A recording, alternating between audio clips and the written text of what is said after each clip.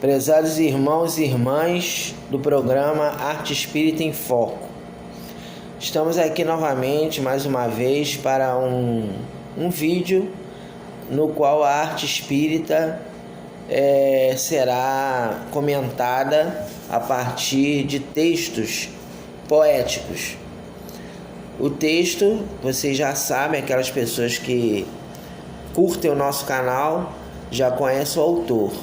O autor é o nosso companheiro J. Marques, que ele é poeta e ele me forneceu um livro de poesias para que a gente divulgue aqui no nosso canal. Bem, o texto de hoje, a poesia de hoje é De Olhos Fechados. E aí nós vamos lê-la e depois vamos fazer os comentários. Então aqui o texto nos fala o seguinte: aqueles de olhos fechados às mudanças do mundo querem manter vícios e privilégios, ultimando benefícios que se transformam em sortilégios. Esquecem dos alertas de Jesus acerca do novo tempo que virá, no qual livros falsos o silêncio da vida afastará. Erros grosseiros que não mais se cometerá. Sonhos perdidos dos quais nunca mais se falará. Deixemos que tais homens permaneçam de olhos fechados e sejam pegos pelos anéis invisíveis de provacionais reencarnações. Olhos que se abrem ao tempo que virá. Leem os evangelhos com entendimento que jamais se esquecerá.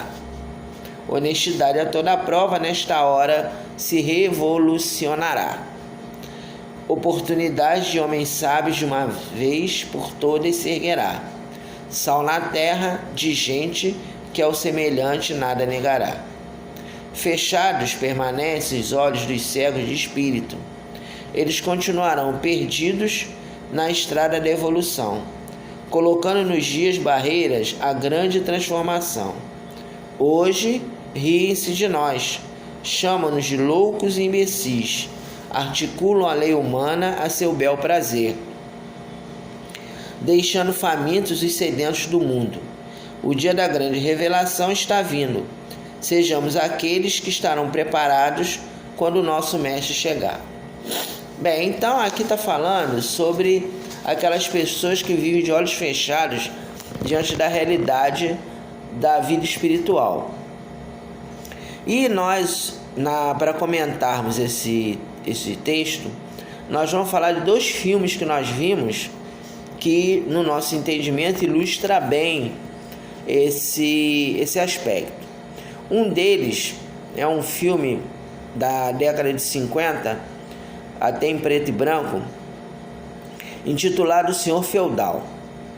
É um livro que fala sobre a época em que a Igreja Católica era conivente com os nobres e ela... Perdoe que eu estou gripado, tá, gente? Então com a voz um pouco afetada, mas eu creio que dá para fazer o vídeo. Então era um período no qual a Igreja Católica ela era conivente com os poderosos do mundo. E essa história foca um senhor feudal que ele era uma pessoa de olhos fechados aos seus servos, às necessidades dos seus servos. Era uma pessoa cruel, uma pessoa totalmente desequilibrada. E aí o que aconteceu com ele? Ele era dono de um feudo, né? E tinha uma jovem camponesa que ia se casar. E de acordo com os hábitos daquela época, do século XIX, da Idade Média, sei lá, pelo 1200 e alguma coisa, naquela época, naquela região que era focado, né, o filme, o senhor feudal ele tinha direito à primeira noite com uma mulher virgem. Então, quando, por exemplo, uma mulher ia casar, naquela época vocês sabem que as mulheres, a maioria, casavam virgens, casavam muito jovens e virgens. Então, ele achou que ele tinha que ficar com a com a moça, né? Que era virgem, que ia perder a virgindade. Ele achou que ia ficar com ela e pronto, acabou, né? Falou, eu vou ficar. E o que aconteceu? Na hora que ela estava casando, ele chegou no casamento e falou assim: a primeira noite dessa mulher é minha. E aí levou essa moça para o quarto dele, teve relação sexual com ele. O esposo dela ficou muito aborrecido, mas ele mandou colocá-lo na masmorra. E ele usufruiu daquele benefício. Ela teve que se submeter, porque ele era um senhor feudal. E aí o tempo foi passando, ele continuou cometendo uma série de arbitrariedades, mas aí veio a época da peste negra. A peste negra era, como era chamada naquela época, a peste bubônica. E aí os camponeses todos fugiram do local. E ele ficou sozinho também, a família o abandonou, ele ficou lá dentro do castelo sozinho. E ele pedindo a alguém para que ajudasse ele. E aí essa moça, que agora já não era mais uma moça, já era uma senhora, já estava já com mais de 40 anos, né? Isso mostra a passagem do tempo, né? No filme. Ela se propõe a cuidar dele. O seu marido tinha morrido de peste, seus filhos também tinham morrido, mas ela se propõe a cuidar desse homem, mesmo ele tendo feito aquela barbaridade com ela quando ela era nova. Aí ele fica muito surpreso, né? Fica até preocupado, achando que ela vai envenenar ele. Ela não pega a doença, ela fica ali cuidando dele. Aí ele pergunta para ela: por que você está fazendo isso? Você devia ter ódio de mim, você devia pegar e me matar. Aí ela fala assim: não, é porque eu sou cristã, né? Eu sou católica e sigo a Jesus, e Jesus nos fala que nós temos que perdoar, e por isso eu estou aqui para lhe servir, para lhe ajudar, e com certeza o Senhor vai ficar curado, porque Jesus assim o deseja. E ela ia também fazer orações para ele, ensinou ele a orar e tal. Então, finalizando o filme, ele fica curado. E ele, a partir daquele momento que ele é curado por essa mulher, ele muda o pensamento dele. Ele se torna uma pessoa bondosa, ele começa a ajudar os camponeses, ele começa a dividir os seus bens com os mais necessitados. Então aquele ato daquela mulher abriu os olhos do companheiro. Ele estava com os olhos fechados e ele abriu os olhos, né, para aquela situação, né? Então esse primeiro relato é mostrando que nós muitas vezes passamos pela vida com os olhos fechados para o egoísmo, pelo egoísmo, com os olhos fechados pelo egoísmo, usufruindo de privilégios, achando que nós somos imbatíveis, e chega um momento do sofrimento, o momento da dor, o momento da proximidade do desencarne, em que nós vamos ter que rever as nossas atitudes e ver que nós estamos indo por um caminho equivocado, um caminho que não é o melhor, um caminho que vai nos levar a uma situação de dificuldade. O outro filme que a gente queria colocar é um filme também, já não é da Idade Média, mas é um filme também que fala sobre essa questão de como lidar com os privilégios, mostrando um homem viúvo que tinha uma filha única e ele morava numa ilha, né? Morava numa ilha. Então ele era muito rico, ele não precisava trabalhar, e o período que ele estava lá na ilha, ele apenas vivia usufruindo dos seus benefícios, né? Ele ficava ali, né, usufruindo dos benefícios, ficava... a vida dele era uma festa contínua, né? os familiares dele iam lá, e era piscina, era a praia, enfim, era um divertimento total, né? Aí o que acontece? Ele, num determinado momento, a filha dele começa a ter depressão, porque a filha dele começa a perceber que a vida dela era muito vazia. Ela começa, inclusive, a questionar a presença daquelas pessoas na casa dele, na casa deles, era uma mansão, porque ela estava vendo que aquilo ali, o pessoal estava ali porque estava querendo alguma coisa, né? Querendo alguma coisa em troca. E ela tinha um senhor, que era o jardineiro da casa, que a viu pequena, né? E que sempre estava ali ao lado dela, aconselhando, falando com ela, para ela não ir por esse caminho e tal. Aí, em um determinado momento, ela resolve se suicidar.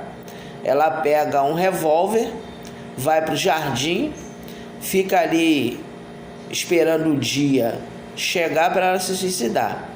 Aí, quando ela estava já o dia raiando, ela já ia dar um tiro na cabeça. Esse senhor, inclusive um senhor negro, né? Esse senhor senta do lado dela, pega na mão dela e fala assim: minha filha, não faça isso. Por que você está fazendo isso? Sabe por que você é infeliz? Sabe por que você está querendo se suicidar? Porque você tem dinheiro e você é uma pessoa extremamente egoísta. Você não usa o seu dinheiro para ajudar ninguém.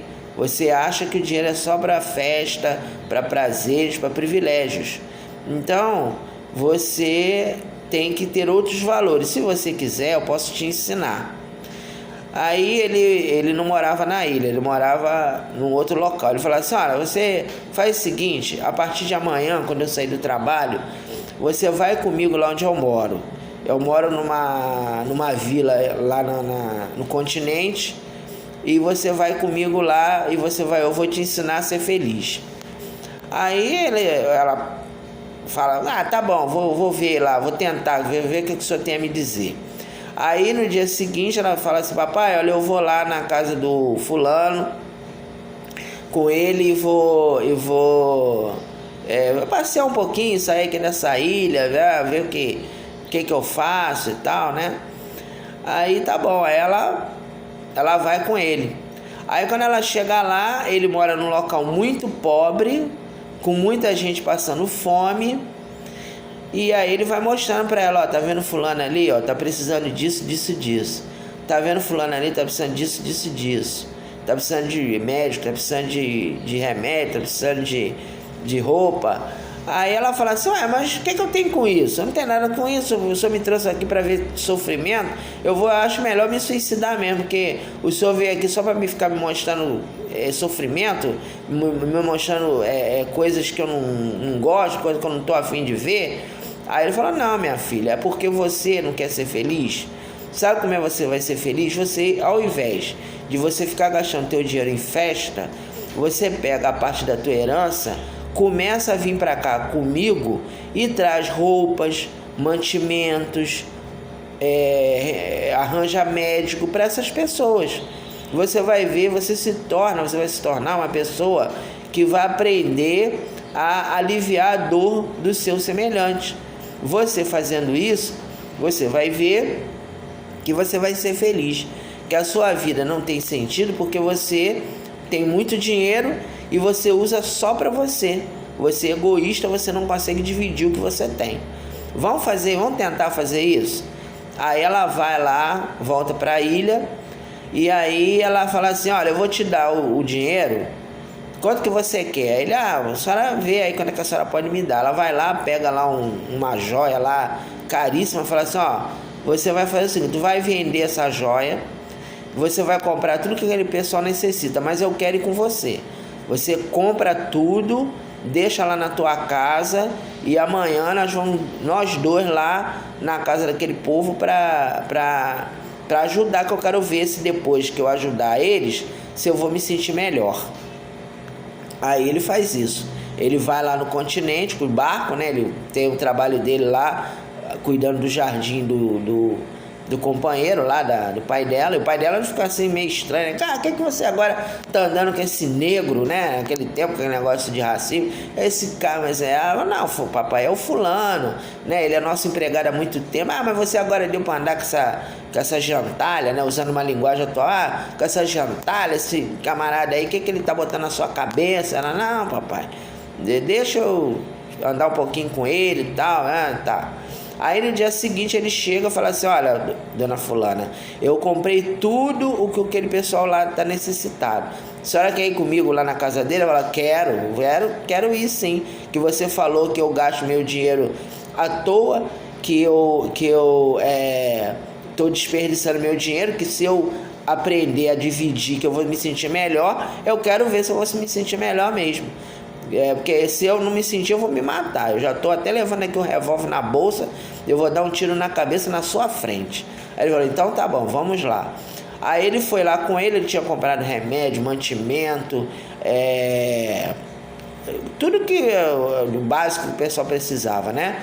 Aí ele foi com ela, foi visitando as casas, ela foi distribuindo e realmente ela se sentiu melhor. Por quê? Porque ela viu as pessoas sorrindo, né? Viu as pessoas agradecendo a Deus, né? A presença dela, por ela estar ali ajudando, né?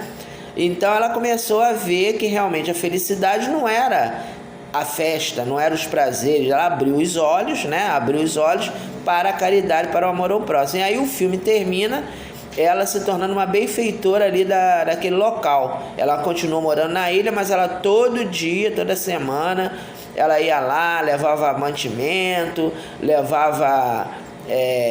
arranjou médico, abriu uma escola. Aí o pai dela falou, você agora está desperdiçando nosso dinheiro com esse pessoal pobre aí e tal. Falava, papai, olha, o senhor querendo continuar nessa vida que o senhor tem aí, com essas festas, o senhor continua. Eu não vou mais viver dessa maneira. Eu vou pegar as minhas joias, vou vender todas elas, o senhor me dá a parte da minha herança, que eu vou continuar. Aí o que o pai dela fez? Isso jamais pro final do filme, né? Para ver, não, eu não vou dar nada, que eu não vou ficar dando nada para ninguém, não. Eu vou te deserdar. Você vai acabar com essa palhaçada de ficar indo lá para aquela monte daquele pessoal, aquela pobretona lá, aqueles pobres todos. Você tá deserdado, não vai mais dar nada. Ela falou, não, tá bom, não tem problema não.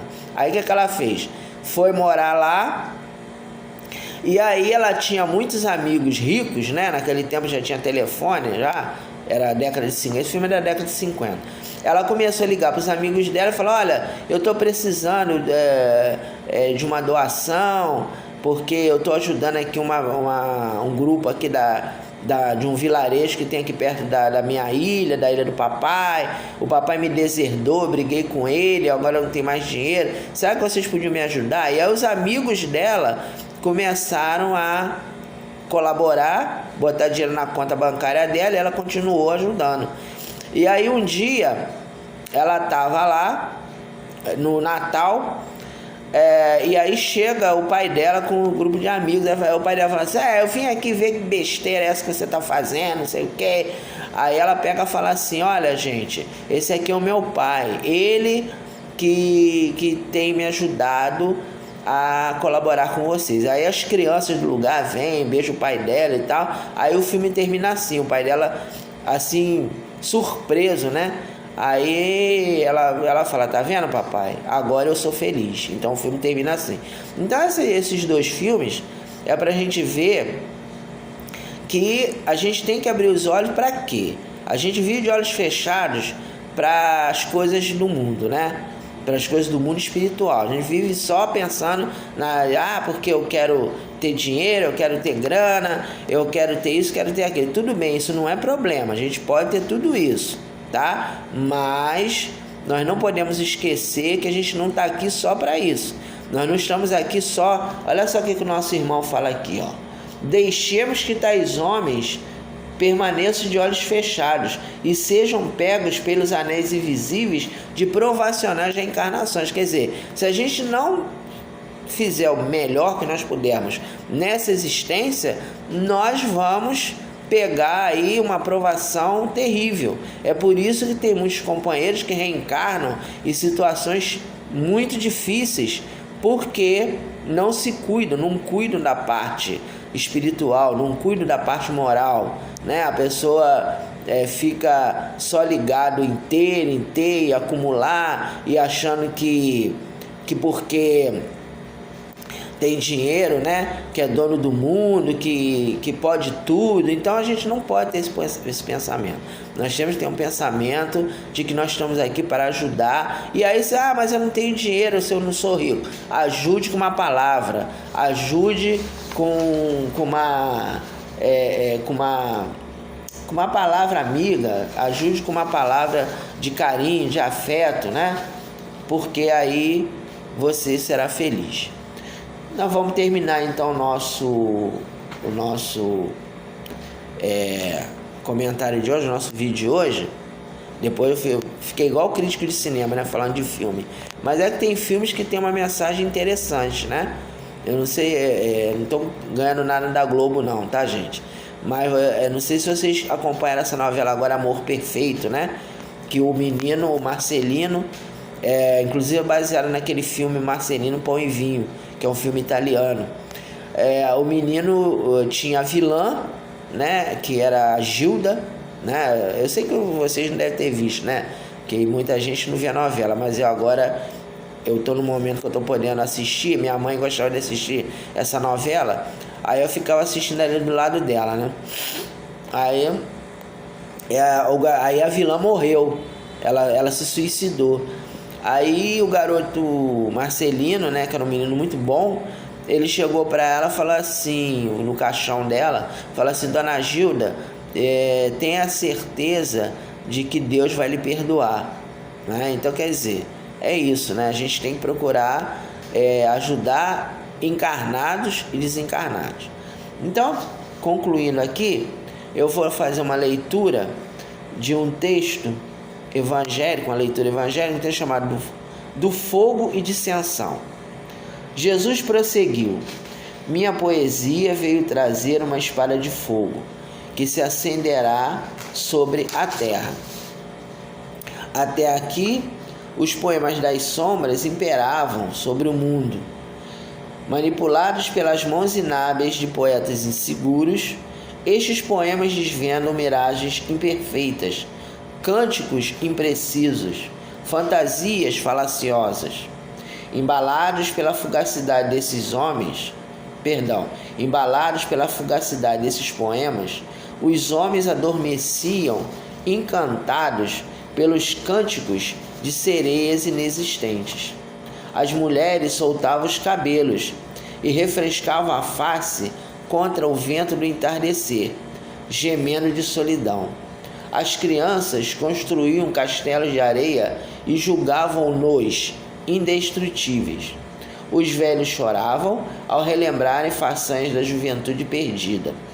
No entanto, a dimensão de minha poesia afastará as sereias, o vento do entardecer repleto de gotículas de abandono, os castelos de areia movediça, as lágrimas dos velhos desconsolados. Aos homens, meu poema ensinará que, ao desnudarmos a alma, despertamos o sol interior, que os levará ao infinito, tornando-os capazes de tocar as estrelas, fecundando as de sonhos divinos. Às mulheres, meu poema ensinará que o cântico da beleza encontra-se no dedilhar do poema da madrugada, elaborado quando a mulher compreende que amar está além do poder de sedução feminina. Amar é semear dimensões de afeto a todos os necessitados, orientando o vento do entardecer na direção do viver poeticamente. Às crianças, meu poema desvendará as inimagináveis potências do futuro, que as preparará na construção de verdadeiros castelos, preparados para descedentarem a sede dos desconsolados e aflitos que chegarem às suas mãos. Aos velhos, meu poema ensinará que a leveza da juventude está guardada na pérola do espírito imortal, numa centelha que nunca se apaga. Por isso, pais estarão contra filhos, irmãos contra irmãos, nora contra as sogras. Por quê? Os admiradores dos poemas das sombras irão detestar as emanações desses poemas divinos, irradiados pela espada sagrada dos meus sonhos. E os poetas fugazes temem a suavidade dos girassóis que buscam eternamente a luz. Jesus despertava ao declamar seus poemas o perfume dos girassóis. Muita paz, que Jesus nos abençoe. Até o próximo vídeo.